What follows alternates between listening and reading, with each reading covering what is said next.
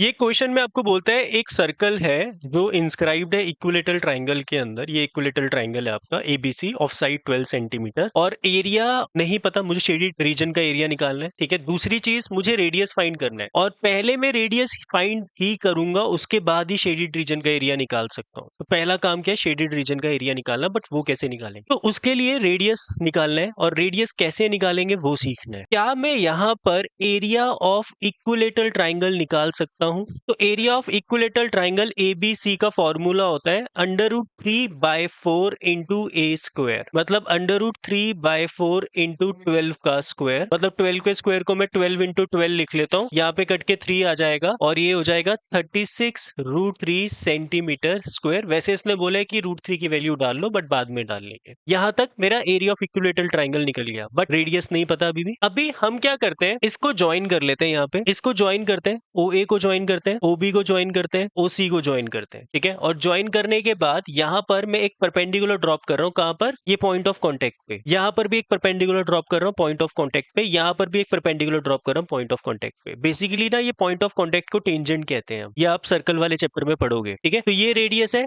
ये भी रेडियस है और ये भी कितना है आपका, रेडियस है। ये परपेंडिकुलर अपने आप बनेगा। ठीक है, पॉइंट ऑफ कांटेक्ट टेंजेंट होता है रेडियस के साथ। ये सर्कल चैप्टर की थ्योरम है। मैं यहाँ पर ना वापस से एरिया निकाल रहा हूँ, बट इस पूरे ट्राइंगल का। किस ट्राइंगल का, एरिया ऑफ ट्राइंगल एओबी का, which is equal to half base. Base मेरा पूरा 12 है और हाइट मेरी आर है, ये वाली चीज। इसको अगर मैं नाम दे दूं ABCD दे देते हैं, इसको E और इसको F दे देते हैं। तो बेसिकली यहाँ पे हाफ बेस मेरा यूज हो रहा है AB और हाइट मेरी यूज हो रही है OD। ये कट जाएगा, आंसर आ जाएगा 6R। ऐसे ही मैं एरिया ऑफ ट्राइंगल BOC निकाल रहा हूँ। BOC का एरिया भी हाफ बेस इंटू हाइट, इसका भी कितना आ जाएगा, 6R आ जाएगा। और ऐसे ही मैं किस ट्राइंगल का भी निकालूंगा, एरिया ऑफ ट्राइंगल AOC, ये भी कितना आ जाएगा, सिमिलरली 6R। तो मुझे बताओ एरिया ऑफ ट्राइंगल ABC क्या होगा, इन तीनों को ऐड करके निकलेगा, मतलब 18R आ जाएगा। तीनों को ऐड करके मेरा area of triangle ABC 18R आ गया। और 18R किसके इक्वल होगा, ये भी तो एरिया ऑफ ट्राइंगल ABC है, ये भी एरिया ऑफ ट्राइंगल ABC है। दोनों को हम आपस में इक्वेट करेंगे तो मेरे पास R निकल जाएगा। तो इक्वेटिंग 1 and 2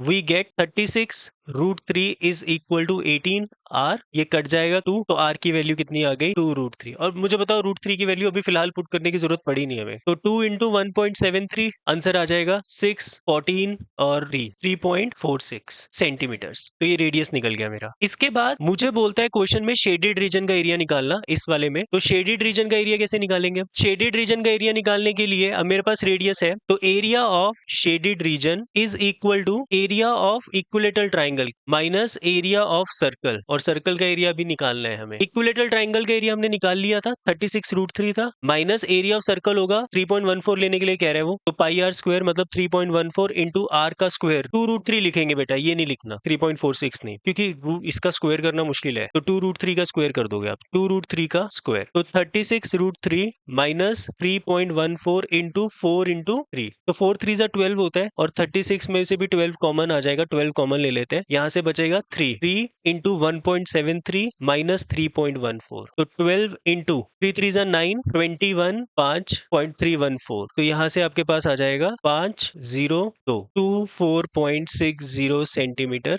स्क्वायर। ये मेरा आंसर आ गया। समझ आया क्वेश्चन, क्लियर हुआ ये वाला क्वेश्चन। ये इंपॉर्टेंट क्वेश्चन है क्योंकि इसमें रेडियस नहीं पता था और रेडियस हमने निकाला है इसका। ठीक है।